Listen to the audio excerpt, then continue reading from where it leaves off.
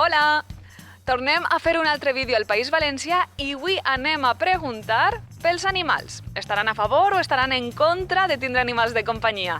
Anem a descobrir-ho. Som-hi!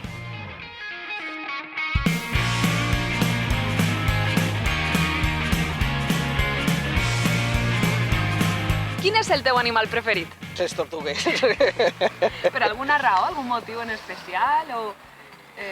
Perquè són molt cabuts. Són uns animals molt cabuts i molt, amb molta determinació. I quan volen fer alguna cosa, és efectivament...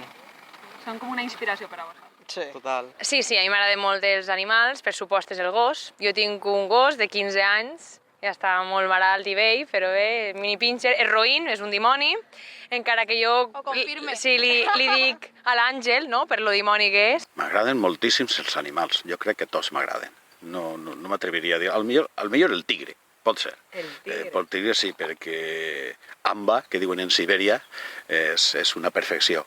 I el lleopard, tigre i lleopard al vegà. Però tots són preciosos i bonicos i majestuosos, tots. Jo sóc igual que Paula.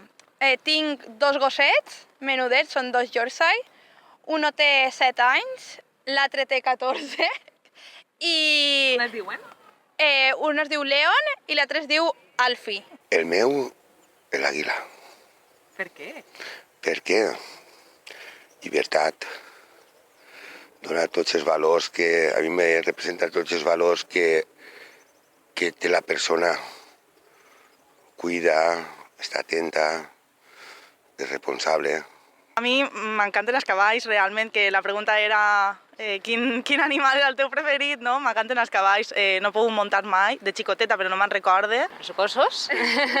Com podem veure així? Sí, tenim dos gossos, Leia i Misty, i els gatets també m'agraden i qualsevol altre animal. Si hagués d'escollir un animal, diria pot ser un peix o algun animal aquàtic perquè m'encanta el mar i crec que és com sentir-se molt lliure i la possibilitat de respirar baix de l'aigua és genial.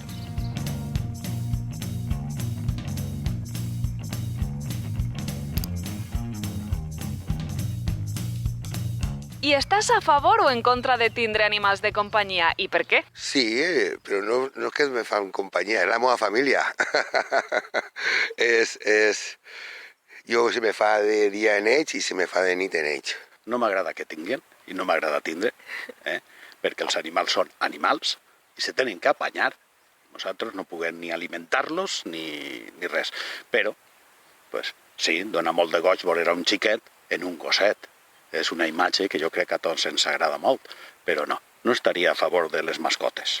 És el meu motiu de tots els dies, quan t'alces, el motiu quan no estàs i de vindre i el recibiment que fan, doncs...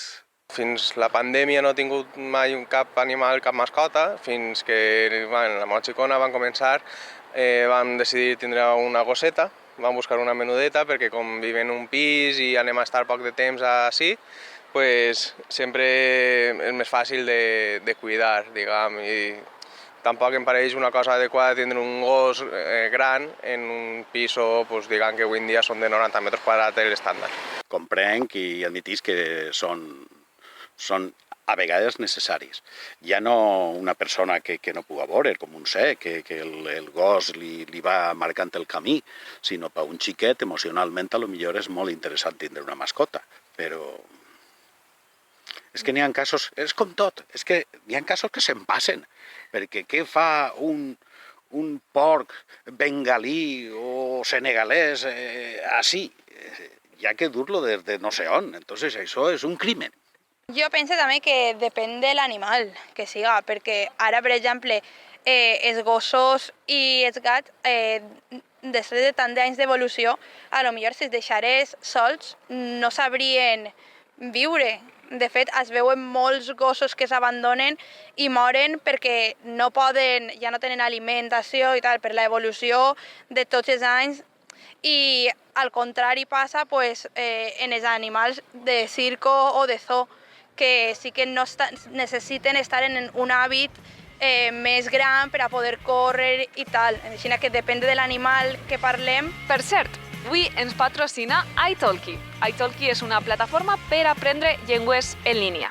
Si esteu aprenent català, per exemple, podeu escollir entre una oferta de més de 70 professors i l'avantatge d'italki és que els professors s'adapten als vostres horaris o a les vostres circumstàncies. També, com ja sabeu, per aprendre llengües cal practicar-les. Doncs podeu utilitzar els tutors de conversa per practicar i parlar en català. Doncs ja sabeu, un altre avantatge d'italki amb Easy Catalan és que si utilitzeu l'enllaç que apareix així al vídeo, per a la següent classe obtindreu un descompte de $10. Doncs ja sabeu, Easy Catalan, italki i a practicar català. Per exemple, si de xiquets és bo tindre una mascota en casa. Pues això, per a que el xiquet s'ensenyi a tratar-los bé, a cuidar-los, alimentar-los. Però tot depèn, per exemple, hi ha gent que té huskies i potser estiguen així en este clima que és massa calorós per a ells.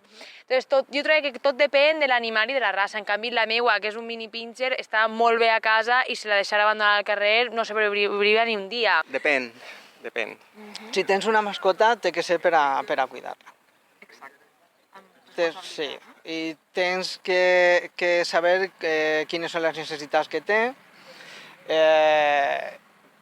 si són necessitats especials tens que donar-se-les, si tens que crear-li un ambient, con les tortugues tens que crear-li un ambient. Jo crec que, igual que les persones ens fem al lloc on vivim, les mascotes al cap i a la fi també, i sempre que tinguin amor i estiguen educades, no? Cuidades i la gent es preocupa per ells ho noten, i al final els noten com en casa. Jo deia que depèn, perquè precisament quan em va regalar la tortuga, vaig parlar amb una persona amb això i deia però és que els animals no són per a fer regals o tu tens un animal que està fora de la seva hàbitat i dius, bueno, sí, perfecte, però un cop que el mal ja està fet, jo m'estimo més que aquest animal estigui amb una persona que entén de tortugues, que sap el que necessita i que vaig a donar-li en cautivitat una bona vida, que no amb una família que potser té xiquets i que el tenen a modo de joguina, perquè no és una joguina, és un animal. I ara una pregunta difícil. Estàs a favor o en contra de tindre animals de companyia? A favor. Clarament, Sí. però sempre que n'hi hagi respecte, no? Per supost, sí, respecte i un tracte digne, no? Nosaltres tenim 2 gossos que tenen que eixir 3 vegades al dia, tenen que estar atesos i, clar, no és tenir per tenir, sinó que t'agraden i que tens que donar-li l'atenció que ells demanen i necessiten. A favor, totalment a favor. Són salut mental, sí. Doncs jo vaig a fer una miqueta de hater, perquè no és que no m'agraden els animals, però sóc al·lèrgica i la veritat és que si vaig a casa d'algun amic o alguna amiga que té animals i a ells li agrada i li apassiona, jo estic com, hola, o si venen a dir hola, jo faig com aixina, jo m'allunye, la veritat, però bé, no els desitge ningú mal ni res.